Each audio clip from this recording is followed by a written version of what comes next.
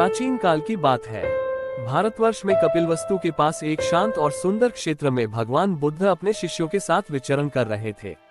वे लोगों को दुख से मुक्ति का मार्ग दिखाते थे। जहां भी जाते वहां करुणा, शांति और प्रेम का संदेश फैलाते। उसी समय एक गांव में अंगुल नाम का व्यक्ति रहता था।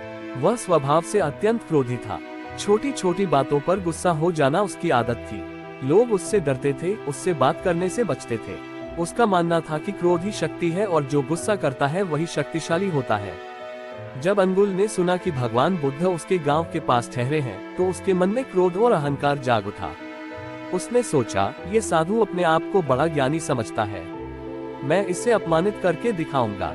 बुद्ध से भेंट अगले दिन अंगुल क्रोध से भरा हुआ भगवान बुद्ध के पास पहुंचा। बुद्ध शांत मुद्रा में पीपल के वृक्ष के नीचे बैठे थे। उनके चेहरे पर अद्भुत शांति थी। अंगुल ने आते ही ऊंचे स्वर में बोलना शुरू कर दिया। वह बुद्ध को गालियां देने लगा, कटु शब्द कहने लगा और उनका अपमान करने का प्रयास करने लगा। वहां उपस्थित शिष्य क्रोधित हो उठे, पर बुद्ध ने उन्हें शांत रहने का संकेत दिया।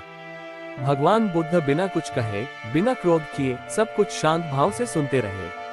न उनके चेहरे पर गुस्सा था, न अपमान का भाव। ये देखकर अंगुल और अधिक चौंक गया। उसे उम्मीद थी कि बुद्ध भी क्रोधित होंगे, पर ऐसा कुछ नहीं हुआ। बुद्ध का प्रश्न काफी देर तक बोलने के बाद जब अंगुल थक गया, तब भगवान बुद्ध ने शांत स्वर में उससे एक प्रश्न पूछा, वत्स, क्या मैं तुमसे एक प्रश्न पूछ सकता हूँ? अंगुल ने घमंड से कहा, पूछो। बुद्ध बोले, यदि कोई व्यक्ति तुम्हें उपहार देना चाहे और तुम उसे स्वीकार न करो, तो वह उपहार किसका रहता है? अंगुल ने तुरंत उत्तर दिया, उपहार देने वाले का ही रहता है। बुद्ध मुस्कुराए और बोले, इसी प्रकार जो अपशब्द, क्रोध और घृणा तुम मुझे देना चाहते हो, मैं उन्हें स्वीकार नहीं करता, इसलिए वे सब तुम्हारे ही पास रहेंगे। परिवर्तन की शुरुआत ये सुनकर अंगुल स्तब्ध रह गया। उसके हाथ कांपने लगे। उसके भीतर कुछ टूट गया। पहली बार उसे अपने व्यवहार का सही अर्थ समझ में आया। उसे एहसास हुआ कि उसका क्रोध दूसरों को नहीं, बल्कि उसी को जला रहा है। उसकी आंखों में आंसू आ गए। वह भगवान बुद्ध के चरणों में गिर पड़ा और बोला, भगवान, मैं अज्ञानी हूँ। मेरा क्रोध ही मेरा शत्रु है। कृपया मुझे क्षमा करें और मुझे सही मार्ग दिखाएं। भगवान बुद्ध ने करुणा से उसके सिर पर हाथ रखा और बोले, वत्स, क्रोध आग के समान है। जो इसे जलाता है वह स्वयं ही पहले जलता है। सच्चा बल क्रोध में नहीं, बल्कि उसे जीत लेने में है। क्रोध का स्वरूप भगवान बुद्ध ने वहां उपस्थित सभी लोगों को संबोधित करते हुए कहा, क्रोध से विचार नष्ट होते हैं, क्रोध से संबंध टूटते हैं, क्रोध से मन अशांत होता है। जो व्यक्ति क्रोध पर विजय पा लेता है वही सच्चा विजेता है। उन्होंने समझाया कि क्रोध क्षणिक होता है, पर उसका परिणाम लंबे समय तक दुख देता है। यदि हम क्रोध के समय मौन रख लें, गहरी सांस लें और स्थिति को समझें, तो बड़ी से बड़ी समस्या का समाधान निकल सकता है।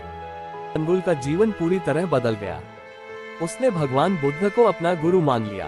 वह नियमित ध्यान करने लगा, सेवा करने लगा और अपने क्रोध को नियंत्रित करने का अभ्यास करने लगा। जिस व्यक्ति से गांव वाले डरते थे, वही अब सबका प्रिय बन गया। लोग उससे सीख लेने आने लगे। अंगुल सबको यही कहता, मैंने सीखा है कि क्रोध कमजोरी है और क्षमा सबसे बड़ी शक्ति। कहानी की शिक्षा। ये कहानी हमें जीवन की एक बहुत बड़ी सच्चाई सिखाती है। क्रोध समस्याओं का समाधान नहीं करता, शांति से हर परिस्थिति को जीता जा सकता है। अपमान का उत्तर मौन और संयम से देना सबसे श्रेष्ठ है। जो स्वयं को जीत ले, वही संसार को जीत सकता है। भगवान बुद्ध की यह कथा आज भी उतनी ही प्रासंगिक है जितनी हजारों वर्ष पहले थी। यदि हम अपने जीवन में क्रोध पर नियंत्रण कर लें, तो हमारा